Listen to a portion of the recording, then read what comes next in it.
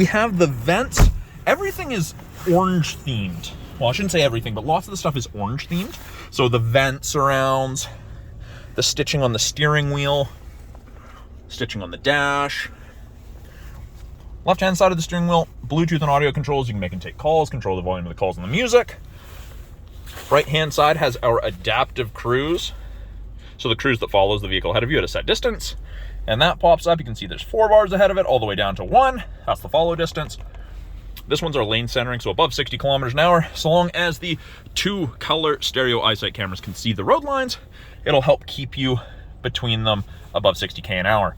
And it'll let you know which side it can see. And as I was mentioning, it was a maximum of 21,000 kilometers it'd come back with. This one happens to have 12,337.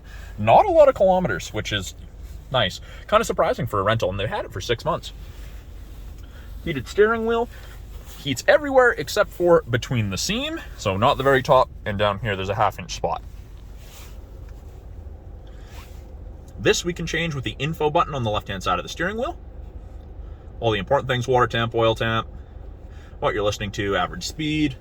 Like I said, important stuff. It's also where our climate control displays, and of course I have it set to high, but it is dual zone, and it ranges from 30 all the way down to 15. I'm of course putting it back up to 30 because it is cold. You can see outside thermometer 28 degrees negative Celsius. It's probably closer to 30, but just based where the sensor is, that's what I'm gonna guess. Nice 8-inch display. It is all touchscreen, or we have the physical buttons down here. Yes, we still offer a CD player. Easy to cycle through everything. You get a trial to the My Subaru connected services. Radio's easy to use. As soon as you put it in reverse, backup camera pops up. It is a little dirty. We'll see.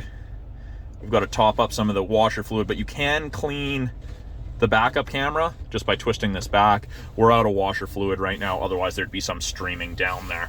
But rear assist braking's on, parking sensors are on, and it's got some snow on it from when I was cleaning it, but the top of the bumper's right there, so you actually have something to relate to. Climate controls are adjusted from here. Driver's side temp, passenger side temp, fan strength, mode changes where the airflow is coming from. More orange on the center console. This shifter surround, orange. I actually quite like it. Heated seats, high and low for both the driver and passenger. Electronic park brakes. Now the Sport is the first trim level where you get the dual function X mode. So you get snow and dirt. Sorry, snow and dirt by twisting it to the left. And it goes to X mode. Little rough terrain icon right there, downhill assist. And then when I twist to the right, you get deep snow, deep mud, or deep snow and mud. So, and it also turns off traction control, so it allows your wheels to spin to chew you through that really gross stuff. It's a pretty cool system. I've used it in my Crosstrek before. It works really well. It only works up to 40 kilometers an hour.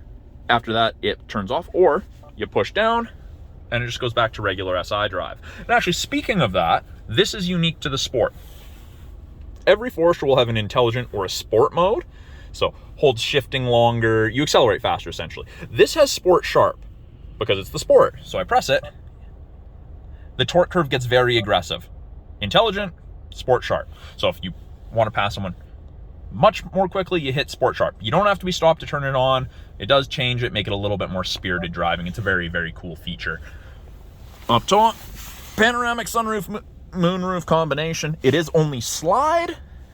It does not tilt, but you can stop it here, or have it go all the way back. Up top here, lane sway assist, automatic emergency braking. So that's where if the person ahead of you hammers the brakes and you don't react, the 2 cameras can tell you're closing that gap and will apply the brakes. Actually saves you 10% on insurance costs here in British Columbia. And then up here, part of that trial to the connected services, you get SOS as well as roadside. So if you're in an accident and the airbags don't deploy, you can hit it, you're experiencing a medical emergency, or you feel unsafe, and that one's for roadside assistance. And then this little blue light is on because I've got my headlights turned on. Turn it to auto, goes off because it's bright out enough that I don't necessarily need the headlights, but I have the daytime running lights running. So there you go.